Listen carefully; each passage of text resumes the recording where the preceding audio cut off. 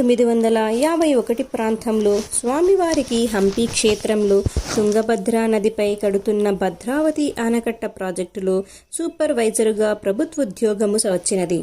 స్వామివారు అక్కడ ఉన్న ఆంజనేయ స్వామి పూజ చేస్తూ ధ్యానంలో గంటల తరబడి నిమగ్నులైనందున ఆఫీసుకు సకాలంలో వెళ్ళలేకపోయేవారు. అయినప్పటికీ పై అధికారులు స్వామిని ఏమీ అనకుండా మర్యాదగా చూసేవారు. ఇది ఇలా ఉండగా ఒకరోజు స్వామి తన ఇద్దరు స్నేహితులతో వెళ్తుంటే ఒక పెద్ద సర్పం వారిని అడ్డగించింది. స్వామి, నాలో నీలో అందరిలో ఉన్న పరమాత్మ ఎందుకు అడ్డగిస్తున్నావు అని అడిగారు. ఆ సర్పం దారి నుండి తప్పుకోక అలానే ఉండేసరికి స్వామికి తను వేసుకున్న బెల్టు, బూట్లు, చొక్కా ఒక్కొక్కటి తీసేసిన తరువాత ఆ సర్పం వెళ్ళిపోయింది. తరువాత ధ్యానం చేసుకుంటుంటే స్వామి అంతర్వాణి, ఇది నీ స్థానం కాదు, నువ్వు వెళ్ళిపో అని చెబుతోంది. స్వామి ఎక్కడికో చెప్పమంటే మరలా అంతర్వాణి, ఉద్యోగానికి రాజీనామా ఇచ్చి మీ ఊరికి వెళ్ళు, త్వరలో తగిన ఉద్యోగం ఇస్తాము అని చెప్పింది. అంతర్వాణి ప్రకారం స్వామివారు ఉద్యోగానికి రాజీనామా చేసి ప్రొద్దుటూరు చేరుకున్నారు.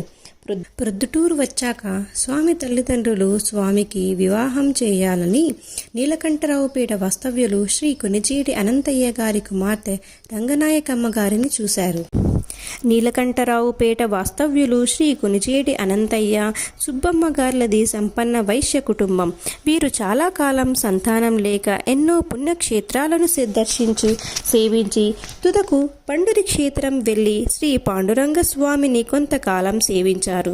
తత్ఫలితంగా 1935 సంవత్సరంలో శ్రావణ మాసంలో ఆఖరి శనివారం నాడు ఒక ఆడబిడ్డకు జన్మించింది.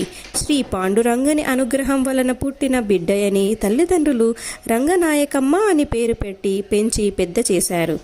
ఈమె ఒకరే బిడ్డ అయినందున చాలా గారాబంగా సాకారు.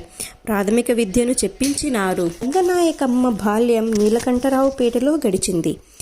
ఆ తల్లి ఊరిలోని ప్రాథమిక పాఠశాలలోనే 5వ తరగతి వరకు మాత్రమే చదివింది.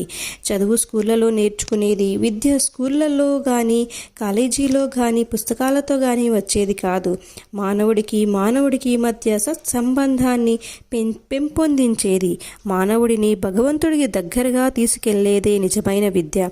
తనలో నిబిడీకృతమై ఉన్న దివ్యత్వాన్ని మానవుడికి తెలియజెప్పేదే నిజమైన విద్య. కొద్ది మందికి మాత్రం అది జన్మతః పూర్వజన్మ సంస్కారం విశేషం వలన అప్రయత్నంగానే అబ్బుతుంది. అటువంటి వారి కోవకు చెందిన నారీరత్నం రంగనాయకమ్మ.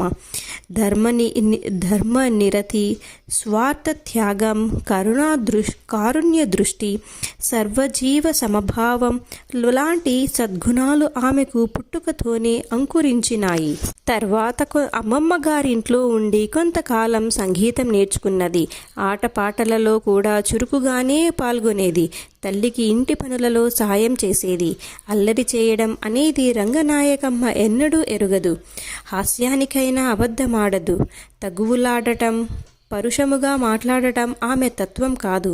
పువ్వు పుట్టగానే పరిమళిస్తుందన్నట్లు సుగుణాలు బాల్యంలోనే ద్యోతకమైనాయి. 1951 డిసెంబర్లో స్వామివారికి రంగనాయకమ్మ గారికి పెళ్లిచూపులు జరిగాయి. అప్పటికి రంగనాయకమ్మ గారికి సుమారు 17 సంవత్సరాల వయసు. రంగనాయకమ్మ గారు స్వామికి వరుసకు మేనరికం అవుతారు. స్వామి అమ్మగారు ఆమెను చేసుకోమని స్వామికి చెప్పారు.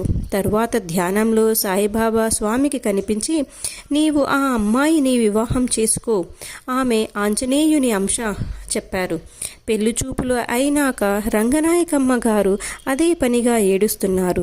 అప్పుడు స్వామి వాళ్ళ అమ్మగారు, ఎందుకమ్మా ఏడుస్తున్నావు అని అడిగితే, మా అవ్వ తాత నన్ను సాకారు, వాళ్ళు పెళ్లి చూపులకు రాలేకపోయారు అని చెప్పారు. అప్పుడు స్వామి అమ్మగారు, దానికోసం ఏడవడం ఎందుకు? ఇక్కడకు అయితే మీ అవ్వ తాత మాత్రమే వస్తారు, మిగిలిన బంధువులు చూడటం కుదరదు. నేను మా వాడిని పంపిస్తాను, అప్పుడు అక్కడున్న మీ వారందరూ చూడవచ్చు. అని అనునయంగా చెప్పారు. తరువాత స్వామి రంగనాయకమ్మ గారి తాత అవ్వ వాళ్ళ ఊరు వెళ్ళి వాళ్ళని పలకరించి వచ్చారు. స్వామి తిరిగి వచ్చే వరకు రంగనాయకమ్మ గారు మిద్దె మీద స్వామి కొరకు ఎదురు చూచిన స్వామికి రంగనాయకమ్మ గారికి 1952 జనవరి 31న మాఘశుద్ధ పంచమి గురువారం నాడు నీలకంఠరావుపేటలో వివాహం జరిగింది. ఈ రంగనాయకమ్మ గారిని వివాహమైన తరువాతి కాలంలో స్వామి అమ్మయ్య అని పిలిచేవారు. అమ్మయ్య గారు విష్ణు సంజాతురాలు. స్వామిది శివాంశ, అమ్మయ్యది జలతత్వం, స్వామిది అగ్నితత్వం. అగ్నితత్వాన్ని భరించగలిగింది జలతత్వమే.